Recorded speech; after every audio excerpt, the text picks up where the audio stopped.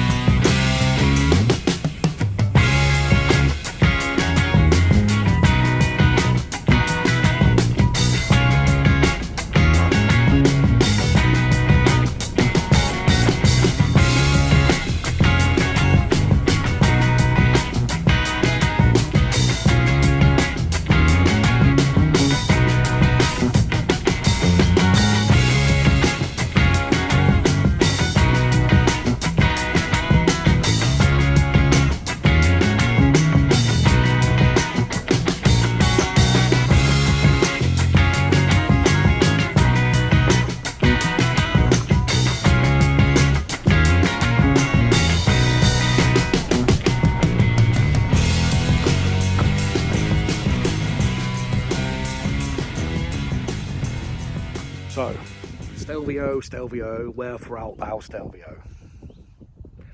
The Stelvio, a bike of two halves.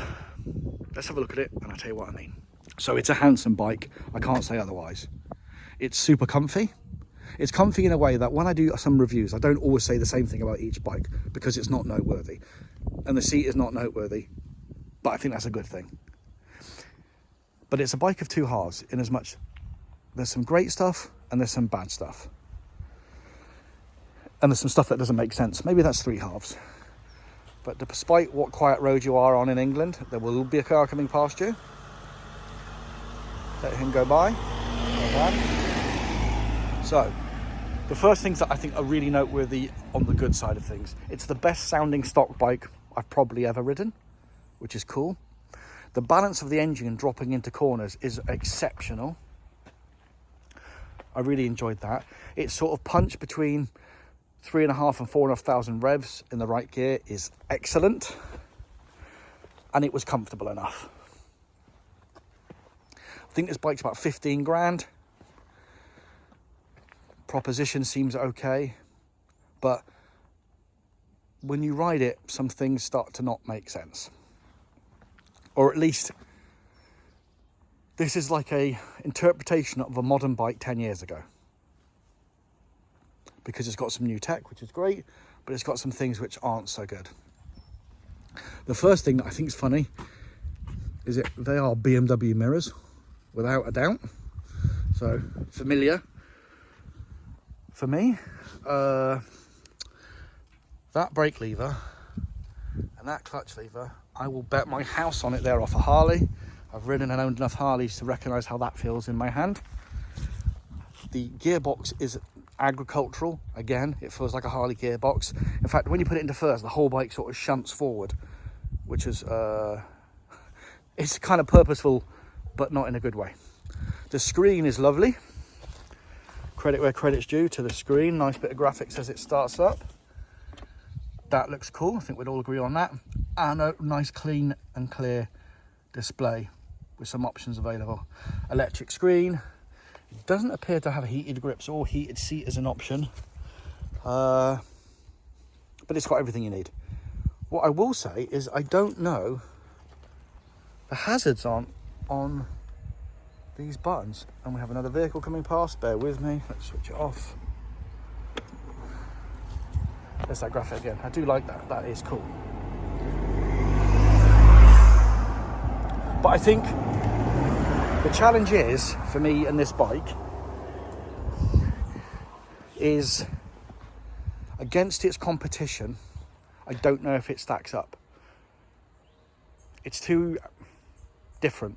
Now, people that like Moto Guzzis love them, and they'll buy this and they won't look at the competition. But if you're considering all things in this market, I don't know if you get this in this configuration. That engine is meant for a muscle bike, something naked that you just punch everywhere. That would be amazing. But I don't think it makes sense in this configuration. That's not to say it's a bad bike. It is a good bike. It's perfectly fine. But at 15 grand new, if it was a year and a half old at 12, 13 grand, yeah, now that's a bike to be considered. I will say the front brakes were phenomenal. And it was fine. It was a fine bike, or it is a fine bike. Would I buy one? No. Could I see why people would want one? Yes. Because I do like the look of it. Maybe not in this colour. I'll show you some of the colour options on the screen now. And I think there's better versions of this. Sports Adventure. I would be tempted to not call this a Sports Adventure and change the tyres out for some more road tyres and call it a Sports Tourer. But even then, I don't think the bike's engine's going to be particularly happy sat at high speeds for a long time on a motorway. But as I said, a naked bike, like a muscle bike, that would be a weapon, and it would be loads of fun.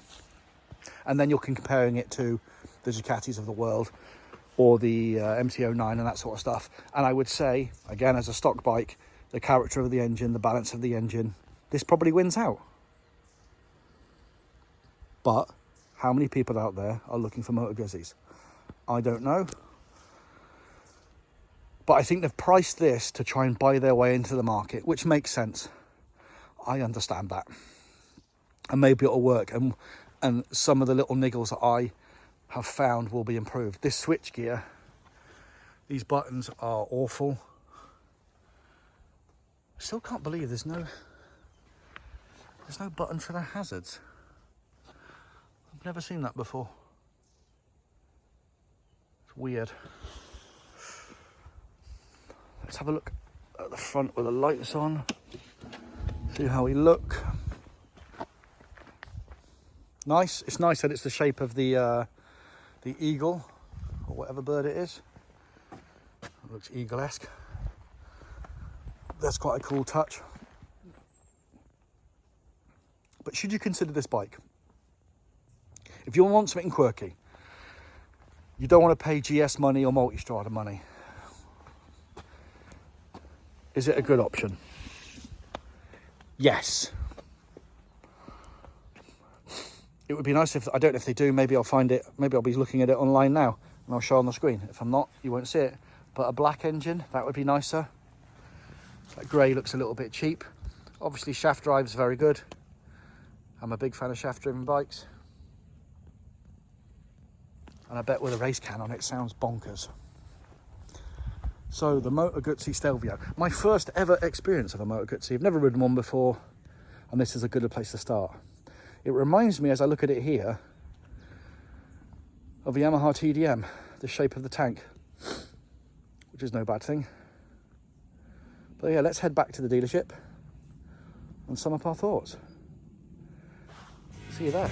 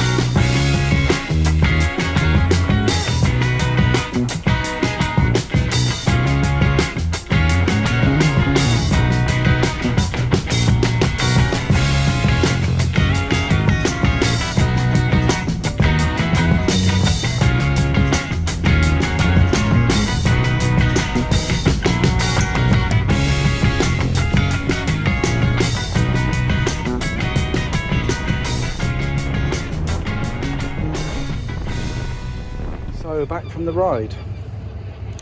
So what do I think of the Moto Guzzi Stelvio? It's not a bad bike. It handles well, it's comfortable, nice screen, nice sounding engine from stock, incredibly well balanced. Tick, tick, tick, tick. But it feels like it's a bike created to fit into a market. It feels like a bike that shouldn't necessarily exist. That all of the component parts would be better suited in a different style of bike. It needs to be a muscle bike, it needs to be a naked bike, it needs to be a hooligan's bike. Then it would make more sense. It needs to be a retro bike. It needs to be every other type of bike apart from that bike. But that's not to say it's a bad bike, it's a perfectly good bike that does everything quite well. And if you love Moto Guzzis, you're going to buy one. Now, I've not ridden much in its market at that price point of that engine size, so maybe that's normal. And I enjoyed riding it. But I wouldn't buy one. I don't know why I wouldn't buy one. No, I do know why I wouldn't buy one. It's just a step behind the best of the competition. And as technology is getting more and more advanced, that step is getting wider and wider between certain bikes. 5-10 years ago, that step wasn't so big if that had come out. But right now, it's a big step. I'll try more Moto Guzzis, and maybe that's the best of the bunch, maybe it's the worst of the bunch. But we'll find out. If you could hit subscribe, that'd be great. Cheers.